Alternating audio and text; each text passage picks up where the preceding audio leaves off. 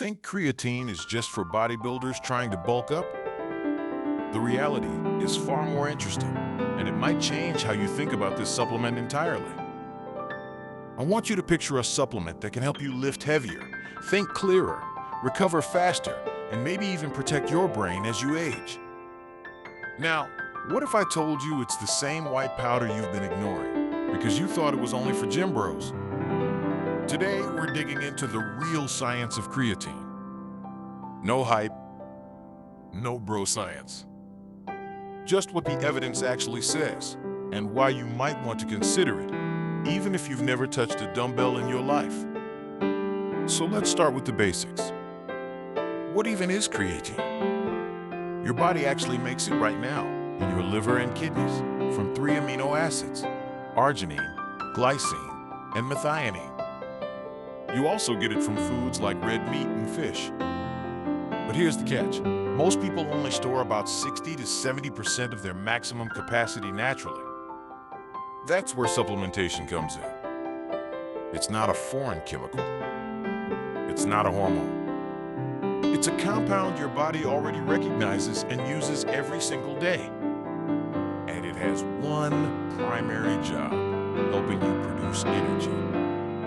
More specifically, it regenerates ATP, which is the immediate energy currency of your cells. When you run out of ATP, your performance drops. Creatine steps in and donates a phosphate group so you can keep going. That's why it's famous for gym performance. But that same energy system doesn't just exist in your muscles. Your brain is one of the most energy-hungry organs in your body. And that's where the story gets really interesting. For decades, creatine research focused almost entirely on athletes. The logic was simple: more creatine, more ATP regeneration, more reps, more strength. And the data on that is rock solid. A 2017 meta-analysis published in the Journal of the International Society of Sports Nutrition looked at hundreds of studies and found that creatine supplementation, combined with resistance training, significantly increases lean body mass and strength.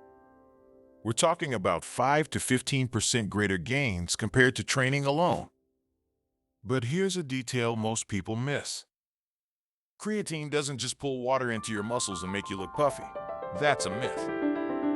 Over time, it actually promotes real muscle fiber growth by boosting satellite cell activity and reducing protein breakdown. And it's not just for young men. Research on older adults shows that creatine, paired with resistance training, helps preserve muscle mass and functional strength, which is critical for healthy aging. One study in the Journal of Nutrition, Health, and Aging found that older women who took creatine while training had significantly greater gains in leg strength and muscle endurance than those who didn't. So the gym argument is clear. But what about the organ that controls everything else? Here's where the science gets genuinely surprising. Your brain stores creatine too, and it uses it during mentally demanding tasks. A 2023 review in the journal Nutrients examined dozens of studies on creatine and cognition. The conclusion? Creatine supplementation appears to improve short-term memory, reaction time, and mental fatigue resistance, especially in situations where the brain is stressed. Think sleep deprivation, intense mental workloads, or aging. In one randomized controlled trial, healthy adults who took creatine for 6 weeks performed significantly better on a demanding mathematical task and reported less mental exhaustion. Brain scans using magnetic resonance spectroscopy confirmed that creatine levels in the brain had increased, particularly in regions linked to executive function. That's huge, because it means oral creatine can cross the blood-brain barrier and actually affect how your neurons work. And if you're vegetarian or vegan, this effect tends to be even stronger. Since plant-based diets contain almost no dietary creatine, supplementation often leads to bigger cognitive improvements. It's like your brain was running on half a tank, and suddenly you fill it up. Now, does this mean creatine makes you a genius? Of course not. But the evidence suggests it supports brain energy metabolism in ways we used to think only mattered for muscles. And that has implications far beyond the gym. Let's talk about a few more benefits that don't get enough attention. First, bone health. A 2021 study in the journal Nutrients found that postmenopausal women who took creatine along with resistance training had better bone mineral density outcomes than those who trained without it. The proposed mechanism is that osteoblasts, the cells that build bone, also rely on ATP, just like muscle and brain cells. More energy availability could mean better bone formation. We need more long-term trials, but the early data is promising. Second, recovery from injury. When a muscle or joint is immobilized, creatine may help reduce strength loss and speed up recovery once movement resumes. A 2020 review in the European Journal of Applied Physiology highlighted that creatine supplementation during periods of limb immobilization attenuated muscle atrophy and helped maintain mitochondrial function. That's valuable not just for athletes, but for anyone recovering from surgery or injury. Third, there's emerging research on mood. A handful of studies, including a 2021 pilot trial in the Journal of Clinical Psychiatry, explored creatine as an add-on treatment for depression. The results were mixed but suggested that women with major depressive disorder who added creatine to their antidepressant regimen experienced faster and more robust improvements. Again, this isn't a replacement for medication, but it opens up conversations about how brain energy metabolism influences mental health. So we've got muscle, brain, bone, recovery, maybe even mood. What about the risks? Time to address the elephant in the room. You've probably heard that creatine damages your kidneys. That claim has been circulating for decades, and it's one of the most persistent myths in the supplement world. The idea came from early case reports where people with pre-existing kidney disease took creatine and had problems. But here's what the large-scale evidence shows. In healthy individuals, long-term creatine supplementation does not harm kidney function. A 2018 review in the International Journal of Sport Nutrition and Exercise Metabolism tracked markers like creatinine and glomerular filtration rate over periods of up to 5 years. No significant negative effects were found in people with healthy kidneys. Yes, creatine can increase creatinine levels in your blood, but that's because creatinine is a breakdown product of creatine, not because your kidneys are failing. Any decent doctor will interpret that in context. The other big myth is that creatine causes dehydration and cramping. The opposite might be true. Studies on athletes exercising in the heat show that creatine users sometimes have fewer cramps and better hydration status, likely because creatine pulls water into cells, which can actually help maintain fluid balance. Bloating? Some people experience mild water retention in the first few days, but this tends to level out and is intramuscular, not the puffy under-the-skin look many fear. And hair loss? A single study from 2009 found that rugby players taking creatine had a slight increase in DHT, a hormone linked to male pattern baldness. But no study has ever confirmed that this leads to actual hair loss, and the original finding hasn't been replicated. So for most people, creatine has one of the safest track records of any supplement on the market. That's not my opinion.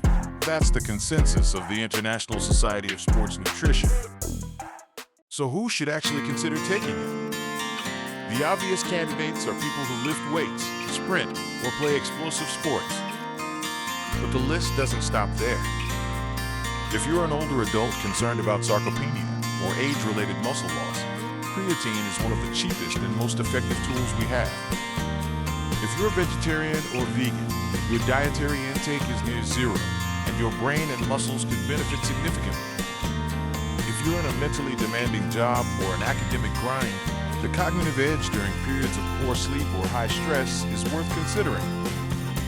And if you're recovering from an injury or surgery, creatine might help you hold on to muscle and bounce back faster. There's even interest in using it for neurodegenerative conditions like Parkinson's and Huntington's disease, though the results there are mixed and ongoing. The common thread? Creatine supports cellular energy. If your cells are struggling for ATP, creatine gives them a buffer. That's not a miracle. It's a fundamental piece of biochemistry that we can now supplement efficiently. The question isn't really, is creatine only for bodybuilders? It's, why did we ever think it was? Now let's get practical. How do you take it? The most common form is creatine monohydrate.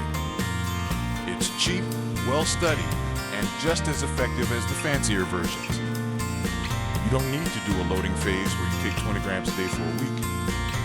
That just saturates your muscles faster. But if you take 3 to 5 grams daily, you'll reach the same saturation in about 3 to 4 weeks. After that, your muscles are topped off. Take it whenever it's convenient. Timing doesn't matter much for overall effect, though some data suggests taking it with a meal that contains carbs and protein slightly increases uptake. Mix it into water, a shake, or your morning oatmeal. It's nearly tasteless. If you experience minor stomach discomfort, split the dose or take it with food. And yes, you can take it every day, long term, without cycling. That's what the safety data supports. Consistency matters far more than the exact hour of the day you take it. One last thing, don't overcomplicate it. Creatine monohydrate, 3 to 5 grams a day, daily. That's it. That's the protocol that underpins thousands of studies and millions of success stories. Here's what I want you to take away from this. Creatine isn't a bodybuilding drug. It's a naturally occurring energy buffer that we can now optimize. The evidence shows it helps muscles, brains, and possibly much more. It's safe, it's cheap, and it's not reserved for athletes. Like any supplement, it's a tool, not a replacement for sleep, nutrition, and exercise, but it's one of the few tools that actually lives up to the science. So the next time someone tells you creatine is only for people trying to get huge, you'll know better. It's for anyone who wants to support their body and brain at a cellular level. And that's a much bigger group than most people realize. What's your experience with creatine? Have you tried it? Or have you been hesitant because of something you heard? Drop your thoughts in the comments and follow for more science-backed health tips that help you make smarter decisions about your body.